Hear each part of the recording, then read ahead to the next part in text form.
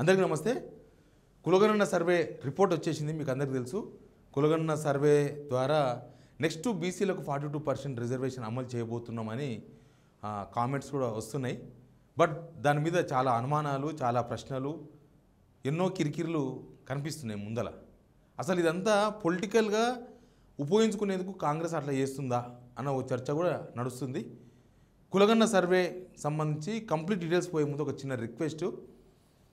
Signal TV చూసే వాళ్ళు చాలామంది ఉన్నారు, కానీ సబ్స్క్రైబ్ చేయట్లేదు. 60% ఆఫ్ ద వ్యూయర్స్ సబ్స్క్రైబర్స్ కాదు. మీకు అందరికీ రిక్వెస్ట్ చేస్తున్నా, సబ్స్క్రైబ్ చేయండి. ఈ వీడియో కింద సబ్స్క్రైబ్ అనే రెడ్ కలర్ బటన్ కనిపిస్తుంది, దాన్ని ప్రెస్ చేయండి. అక్కడ ఉన్న బెల్ బటన్ కూడా నొక్కండి. ఎందుకంటే ఛానల్ పెరిగే కొద్దీ దాని రిపోర్ట్స్ కొట్టే వాళ్ళు కూడా ఎక్కువైపోతున్నారు. కాబట్టి సిగ్నల్ టీవీ ముందుకోవాలంటే కొంచెం సపోర్ట్ అవసరం పడ్డది. మీరు సబ్స్క్రైబ్ చేస్తారని ఆశిస్తున్నా. ఇక కులగణన వ్యవహారంలోకి పోదాం. మంత్రి ఉత్తమ్ కుమార్ రెడ్డి గారు కులగణనకు సంబంధించిన మొత్తం రిపోర్ట్ను ఆయన ప్రెస్ మీట్ పెట్టి మరీ బయటికి వివరించిండు. ఏ కులం వాళ్ళు ఎంతమంది ఉన్నారు, ఏంది కథ అని ఒకసారి ఒక వీడియో చిన్న క్లిప్ చూడండి, తర్వాత మనం మాట్లాడదాం. మొత్తం తెలంగాణలో సర్వే చేసిన జనాభా 3,54,77,554 ఇండివిజువల్స్ ని సర్వే చేయడం జరిగింది. వచ్చిన మరి ఈ సర్వే రిపోర్ట్ ప్రకారము ఎస్సీస్ voting percentage 17.43%, SC population 61,84,319, 17.43% population. Uttam Kumar Reddy garu చెప్పిన లెక్క ప్రకారం అన్ని కులాలకు సంబంధించిన లెక్కలు వచ్చినాయి. ఆ కులాలు ఇవే. మొత్తం బీసీలు 46.25, బీసీలు 46.25. దీనిలో మైనార్టీ బీసీలు కూడా ఉంటారు కొంతమంది. మైనార్టీ బీసీని కలపలేదు. మైనార్టీ బీసీ కూడా కలిపితే ముస్లిం బీసీలు 10.08, అంటే ఆల్మోస్ట్ 56.33% అవుతారు. తర్వాత ఓసీలు 15.79%. ఓసీలు అంటే దానిలో అందరూ వస్తారు, బ్రాహ్మణ్సు, కోమట్లు, రెడ్డీసు, కమ్మాలు, వెలమాలు అందరూ వస్తారు. ఓసీలు అంటే వాళ్ళందరూ వస్తారు. తర్వాత ఎస్సీలు ఎస్టీలు లెక్క పర్ఫెక్ట్ ఉంటుంది ఎప్పుడైనా సరే, ఎందుకంటే వాళ్ళకు రాజ్యాంగబద్ధంగా వాళ్ళకు రిజర్వేషన్స్ ఉంటాయి. ఎవరి సెన్సెస్లో వాళ్ళను స్పెసిఫై చేస్తారు కాబట్టి వాళ్ళవి ఉంటాయి. అయితే మనకు అందరికి గుర్తుంటుంది, 2014లో దాదాపు 4 లక్షల మంది ప్రభుత్వ ఉద్యోగులు ఒకే రోజు మన సమగ్ర కుటుంబ సర్వే చేసినారు. అప్పుడు కేసీఆర్ గవర్నమెంట్ ఉండే. సో అందరూ ఎక్కడెక్కడ దుబాయ్లో ఉన్న వాళ్ళు, వేరే వేరే దేశాలు ఉన్న వాళ్ళందరూ కూడా ఆ సమగ్ర కుటుంబ సర్వే కోసం తెలంగాణకు వచ్చినారు, మనకు తెలుసు. అయితే అప్పటికి ఇప్పటికీ కొంత వేరియేషన్ ఉంది. ఎందుకంటే 10 సంవత్సరాల్లో పాపులేషన్ పెరుగుతుంది, తగ్గుతుంది, ఇవన్నీ ఉంటాయి కదా. ఒకసారి మనం అప్పుడు ఏం జరిగిందో ఒకటి చూద్దాం. అయితే కేసీఆర్ వాళ్ళు 2014 సర్వే, సమగ్ర కుటుంబ సర్వే ఎస్కేఎస్ చేసిండ్రు. అప్పుడు చేసినప్పుడు ఏమైందంటే క్యాస్ట్ సెన్సెస్ ఉంది. అప్పుడు కూడా క్యాస్ట్ సెన్సెస్ ఓసీలు 21% ఉన్నారు, తర్వాత ఎస్సీలు 18% ఉన్నారు, ఎస్టీలు 10% ఉన్నారు, బీసీలు 51% ఉన్నారు. బీసీలు అంటే దానిలో బీసీ కోట కూడా ఉంది.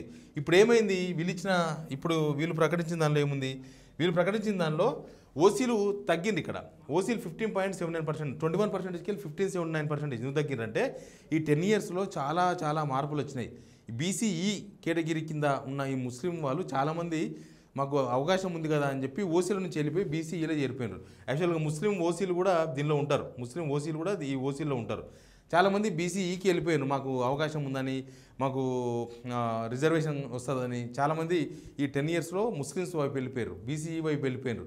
బీసీ వెళ్ళిపోయినాక ఓసీలు తగ్గిపోయి లాస్ట్కి 16% అయిపోయినారు. తర్వాత ఎస్సీలు ఇదంతా రాజ్యాంగబద్ధంగా ఉంటుంది, ఎప్పుడు ఉంటుంది. ఎనీవే గాంధీ భవన్లో పెద్ద సంబరాలు కూడా అయిపోయినాయి. గాంధీ భవన్లో చేసినాం, మేము సమగ్ర కుటుంబ సర్వే చేసినామని చెప్పి వీళ్ళు ఆల్రెడీ పొన్నం ప్రభాకర్ అన్న వాళ్ళందరూ ఉన్నారు.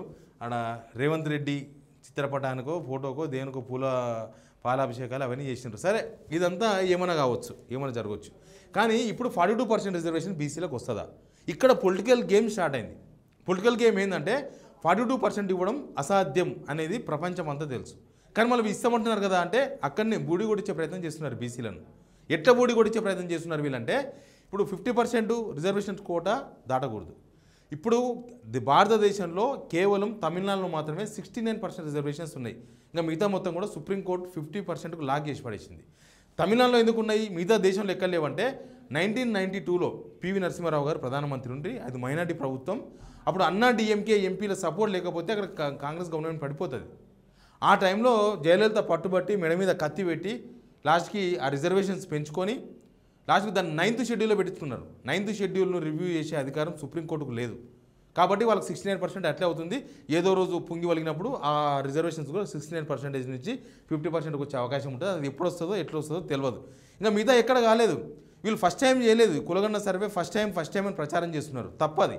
ఆల్రెడీ బీహార్లో నితీష్ కుమార్ కాంగ్రెస్తో ఉన్నప్పుడు చేసిండ్రు. ప్లస్ కాంగ్రెస్ గవర్నమెంట్ కర్ణాటకలో చేసింది. కానీ ఇప్పటి వరకు బీసీలకు వాళ్ళ సంఖ్యను బట్టి అంటే జనాభా దామాషాన రిజర్వేషన్స్ అమలు చేయలేదు.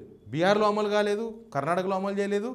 కేవలం లెక్కలు తీసే వరకు మాత్రమే పరిమితమైనవి. ఇప్పుడు వీళ్ళేం చేశారంటే అది చెప్పలేకపోతున్నారు బీసీలకి. అందుకని అసెంబ్లీ పెట్టాలి.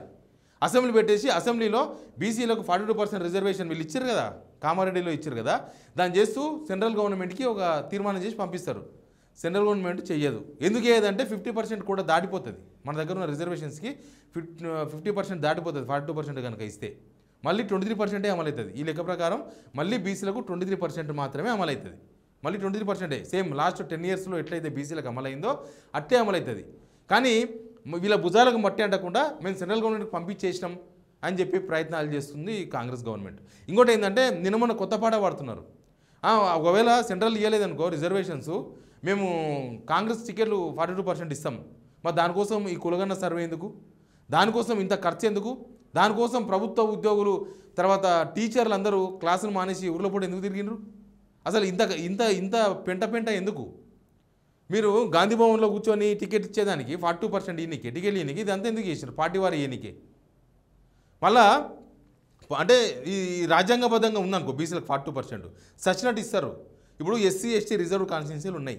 అవి రాజ్యాంగబద్ధంగా రిజర్వ్డ్ కాబట్టి ఎవరికో ఎవరికి ఎస్సీలకే ఇస్తారు ఎస్సీ రిజర్వ్ కాడ, ఎస్టీ రిజర్వ్ కాడ ఎస్టీ రిజర్వ్కే ఇస్తారు. ఒకవేళ ఎస్సీ ఎస్టీ రిజర్వ్ కాన్స్టిట్యున్సీ లేవనుకో రాజ్యాంగబద్ధంగా ఆడ కూడా ఎస్సీ ఎస్టీలు బతిమలాడుకోవాలి. మాకు ఇవ్వండి, మా దగ్గర ఎస్సీలు ఎక్కున్నారు, మా దగ్గర ఎస్టీలు ఎక్కున్నారు. కానీ ఇప్పుడు రాజ్యాంగబద్ధంగా వాళ్ళకి వస్తున్నాయి కదా. సేమ్ బీసీలకు కూడా 42% రావాలంటే అట్లా రాజ్యాంగబద్ధంగా చేయాలి. ఉత్తగా తూత్ పాలిష్ మాటలు కామారెడ్డిలో మాట్లాడిన మాటలే ఇప్పుడు మాట్లాడుతున్నారు వాళ్ళు. అందుకే అసెంబ్లీ పెట్టేసి ఏదో మేము చేసిన గొప్పలు చెప్పుకొని సెంట్రల్ పంపించేసి బీజేపీ వాళ్ళ భుజాల మీద తుపాకీ పెట్టి ఎలక్షన్స్ పోదామని చూస్తుంది ఈ గవర్నమెంట్. ఇంకా బీసీలకు 42% టికెట్లు ఇస్తామంటున్నారు కదా వీళ్ళు ఇచ్చేటువంటి ఎట్లుంటాయి తెలుసా? అసెంబ్లీలో 23 టికెట్స్ ఇచ్చారు. మేము అడ్జస్ట్ ఇస్తున్నాం. యాక్చువల్గా అసెంబ్లీలో వీళ్ళు 33 టికెట్లు ఇస్తామని చెప్పారు. 32-33 టికెట్లు ఇస్తామని చెప్పారు. రేవంత్ రెడ్డి వేస్తే నాకు బాగా గుర్తుంది, ఆ వీడియో దొరుకుతలేదు నాకు. గాంధీ భవన్లో పెట్టిండు బీసీలకు 33 టికెట్లు, అవసరమైతే ఇంకా 4 టికెట్లు ఎక్కువనే ఇస్తాం. లాస్ట్ చూస్తే 23 టికెట్లు. ఆ 23 టికెట్లో ఓల్డ్ సిటీలో ఓడిపోయి ఉంటాయి కదా, ఆ ఓడిపోయే ప్లేస్లో ఈ బీసీఈ కేటగిరీ ఉంటారు కదా, ఆ బీసీఈ కేటగిరీ కింద బీసీలకు ఇచ్చేసిండ్రు. 6 సీట్లు ఇచ్చిండ్రు. అట్లా మొత్తం వీళ్ళు ఇచ్చింది ఒరిజినల్గా 17 సీట్లే బీసీలకు ఇచ్చింది. కానీ మేము చెప్పింది 23, మేము 23 ఇచ్చినామన్నారు.